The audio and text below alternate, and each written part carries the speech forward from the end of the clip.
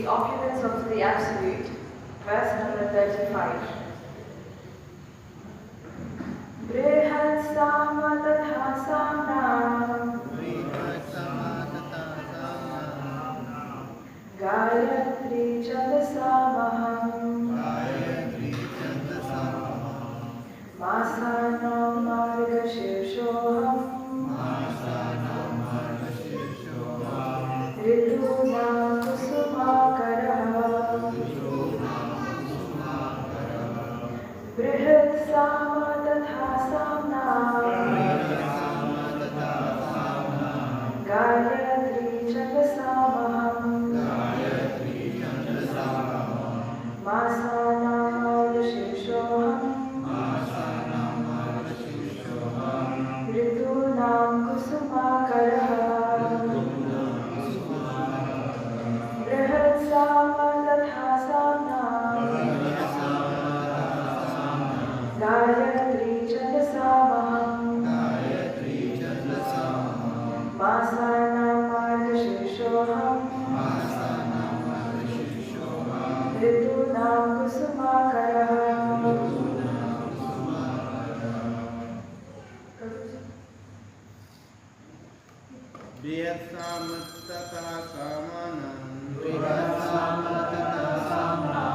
Gayatri Chandasamaham Gayatri Chandasamaham Masanam Margashirshoham Masanam Margashirshoham Ritunam Kusumakara Ritunam Kusumakara Brihat Sama Tatha Samna Gayatri Chandasamaham Masanam Margashirshoham Ritunam Kusumakara Brihat Sama Tatha Samna Brihat Sama Tatha Samna Gayatri Chandasamaham Gayatri Chandasamaham Masanam Margashirshoham Masanam Margashirshoham Ritunam Kusumakara Ritunam Kusumakara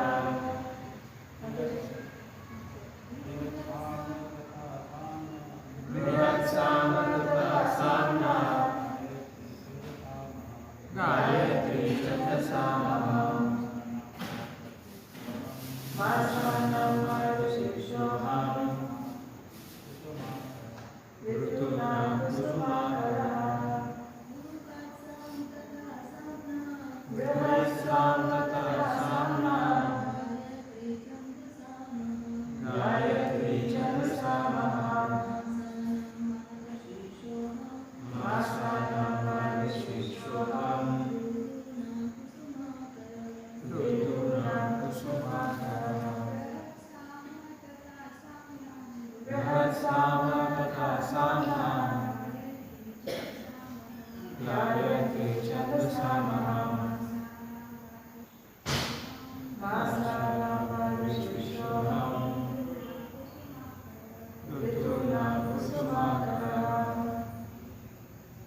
Word by word translation.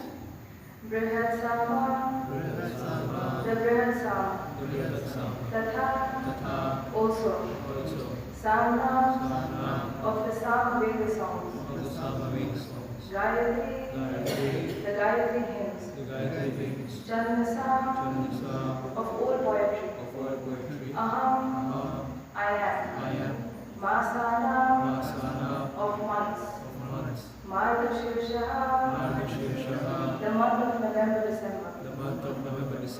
Aham, I am. Rituna, of all seasons. Kusuma Akara, spring. Translation and purport by His Divine Grace Iskcon Nyali Mombasa ki. Of the hymns in the Samaveda, I am the Brihat Sam, and of poetry, I am the Gayatri. Of months, I am Margashirsha, November, December, and of seasons, I am flower-bearing spring. Please repeat after me. Of the hymns in the Samaved, I am the Brihad Sam. And of poetry, I am the Gayatri. Of months, I am Margashesha, November, December. And of seasons, I am flower-bearing spring. Perfect. It has already been explained by the Lord that amongst all the Vedas, he is the Samaved. The Samaved is rich with beautiful songs played by various demigods. One of these songs is the Brihad Sam, which is an exquisite melody and is sung at midnight. In Sanskrit, there are definite rules that regulate poetry. The rhyme and meter are not written whimsically, as in much modern poetry. Among the regulated poetry, the Gayatri Mantra, which is chanted by the duly qualified Brahmanas, is the most prominent. The Gayatri Mantra is mentioned in the Srimad Bhagavatam. Because the Gayatri Mantra is especially meant for God realization, it represents the Supreme Lord. This mantra is meant for spiritually advanced people, and when one attains success in chanting it, he can enter into the transcendental position of the Lord. One must first acquire the qualities of the perfectly situated person.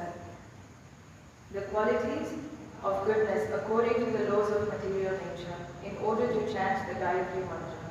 The Gayatri Mantra is very important in Vedic civilization and is considered to be the sound incarnation of Brahman. Brahma is its initiator, and it is passed down from him in disciplic succession. The month of November, December is considered the best of all months, and because in India grains are collected from the fields at this time, and the people become very happy. Of course, spring is a season universally liked because it is neither too hot nor too cold, and the flowers and trees blossom and flourish. In spring, there are also many ceremonies commemorating Krishna's pastimes. Therefore, this is considered to be the most joyful of all seasons, and it is the representative of the Supreme Lord Krishna. Om Gyanatimirandhasya Gyanajana Shalakaya Chakshurunmilitam Yena Tasmai Shri Gurave Namaha Shri Chaitanya Manobhishtam Sahavitam Yena Bhutale Swayam Rupa Gadavahyam Dadati Swapadantikam He Krishna Karuna Sindhu Dinabandhu Jagatpade Gopesha Gopika Kanta Radha Kanta Namostute Tapta Kanchana Gaurangi Radhe Vrindavaneshwari Rishabhanu Susi Devi Pranamami Haripriye Vanchakalpatarubhyascha Kripa Sindhu Vacha Patitanam Pavanebhyo Vaishnavebhyo Namo Namaha Jai Shri Krishna Chaitanya Prabhu Nityananda Shri Advaita Gadadhara Srivasadi Gaura Bhakta Vrinda Hare Krishna Krishna Krishna Hare Hare Hare Rama Rama Rama Hare Hare. Hare Krishna. So we're discussing verse number 35. In this chapter, chapter 10, we're seeing Krishna's opulences, and Krishna further describes his opulence. In this verse, he is describing 4 further opulences. So the first one is of the hymns in Samaved, I am the Brihad Sam. So previously in chapter 9, Krishna says that he is the Vedas. The purpose of the Vedas is to understand the absolute truth, the essence and the conclusion that Krishna is the Supreme Personality of God. That is the essence of the Vedas. Krishna says, Rig Sam Yajura Evacha. I am the Rig, I am the Sam and the Yajur Vedas. So he says this in chapter 9. And then in chapter 10 he becomes even more specific. He says, Vedanam Samavedosmi. Of the 3 Vedas, Rig, Sam and Yajur, I am the Samaved. And now in this verse, Krishna is becoming even more specific. He narrows down. And he says, of all hymns in the Samaved, I am the Brihad Sam. So what is the Samaved? The quality of Samaved is to be very melodious. All the mantras that are recited in Samaved are very melodious. Sama, the word, means singing. And Samaved contains mantras and strict rules on how to chant these mantras according to different meters, different rags, and different vibrations. And then there's also Rig and Yajurved. Rig means rituals. It contains all the different information we need to worship the universal powers. Like there's Brahma, there's Rudra, there's Varuna Dev, Agni Dev, that is Rigved. Yajur means ceremonies. So Yajurved describes how to perform various ceremonies, how to perform various yajnas. So in this verse, Krishna is talking about the Samaved, which is the Ved with various prayers by different sages and demigods. So Prabhupada says in the purport that these beautiful songs are played by various demigods to please and glorify the Supreme Personality of Godhead. In a purport in Srimad Bhagavatam, Srila Prabhupada says that the Samved is divided into two categories. There is the Brihat Sam and there is the Rathantara Sam. So there's actually this one pastime that Shukadeva Goswami narrates to Parikshit Maharaj when Kardama Muni was instructed by Lord Brahma to increase progeny. Kardama Muni is the son of Lord Brahma. So Kardama Muni goes into his ashram and he sits down to meditate. And through meditation, he pleases the Supreme Lord. And the Supreme Lord personally comes to see Kardama Muni on his carrier, Garuda. And at that time, after blessing Kardama Muni, as Garuda began to fly, the Samaved vibrated from the flapping of his wings. And in that purport, Srila Prabhupada says that the two wings of Garuda, who carries the Lord everywhere, are the two divisions of Samaved, the Brihat Sam and the Rathantara Sam. With his two wings, Garuda began to vibrate the Samaved, which is chanted by great sages to pacify the Lord. The Lord is worshipped by Brahma, Shiva, Garuda, and other demigods with selected poems.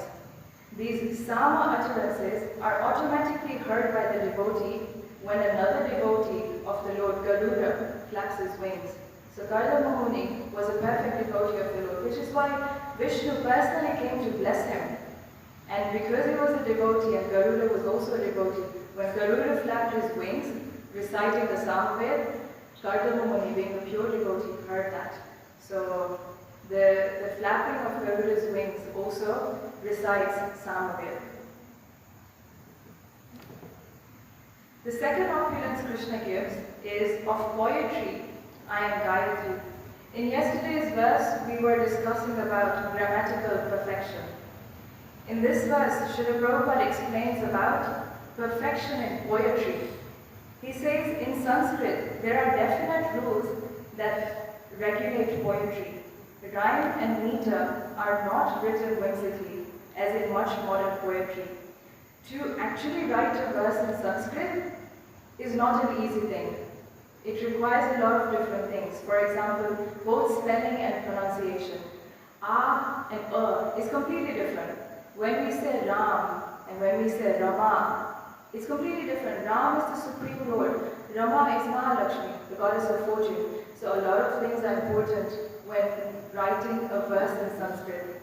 So words have to be taken care of.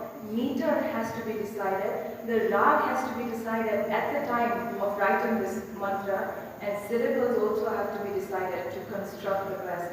Like we know the Hare Krishna Maha Mantra has 32 syllables. When we're reciting this shlok, each line has 8 syllables. So that way, when a verse is constructed in Sanskrit, the syllables are taken into consideration because that determines the melody with which it is sung. Okay? And any mispronunciation completely changes the meaning of the word. Yeah? So, Prabhupada writes that amongst the regulated poetry, the Gayatri Mantra, which is chanted by the duly qualified Brahmanas, is most prominent. This is especially meant for God realization, and it represents the Supreme Lord. So, where does the Gayatri actually come from? The Gayatri is manifested from Krishna's flute. It is a transcendental sound vibration emanating from Krishna's flute.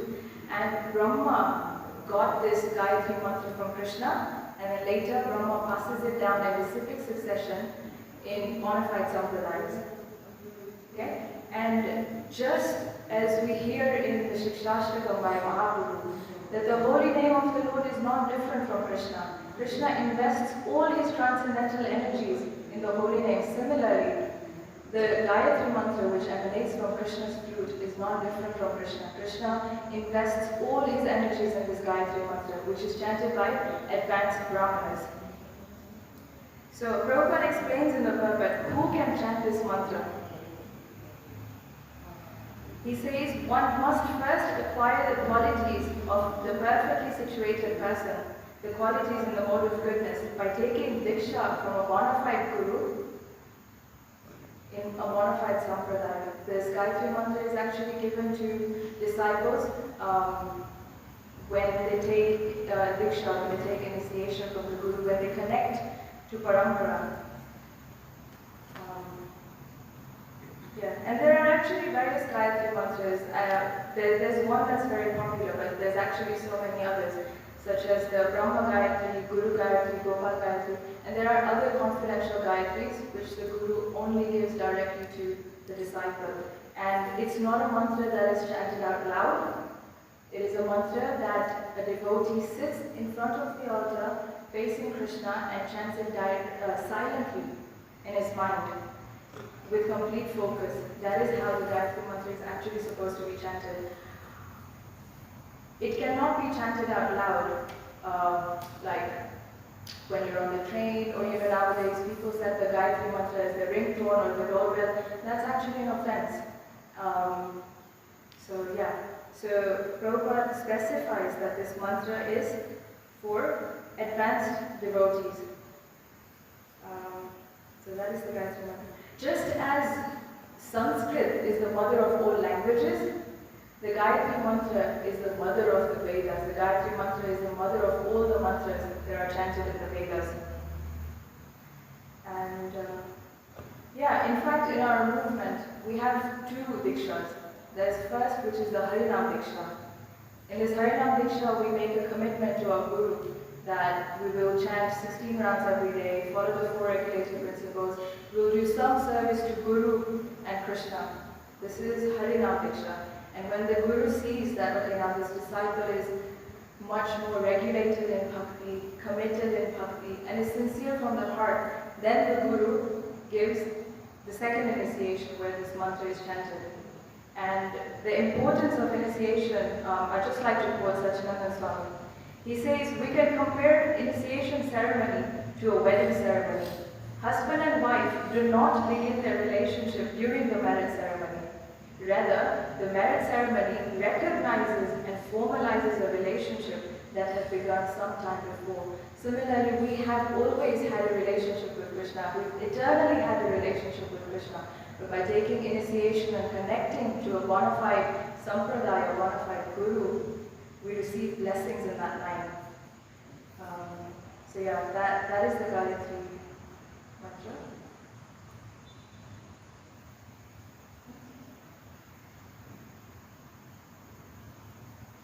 The third opulence is of months. He is Marga Shirsha. He is the November. He is the month that falls in November. In Vedic calendar, this is the first month. So Krishna says, I am that month. And in India, grains are collected from the fields at this time, and people become very joyous. After months and months of hard work on field, nature finally gives back the reward. So people are very joyous during the season, and Krishna says, I am the season. I am the month. And the fourth opulence is that of all seasons, I am the flower-bearing spring. So we know the characteristic of spring. Spring means full of freshness. Everything in nature starts blooming. And this is Krishna. Krishna is ever fresh, he's ever youthful.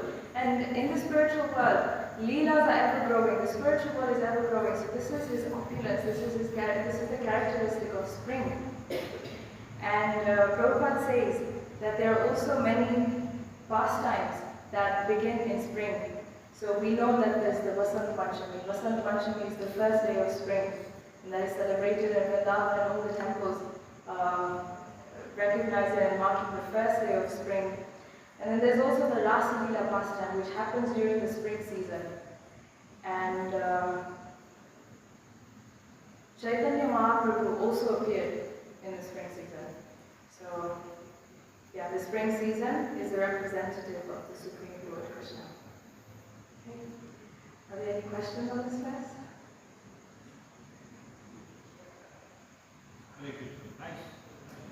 Lovely. Srimad Bhagavad Gita ki Jai, Srila Prabhupada ki Jai.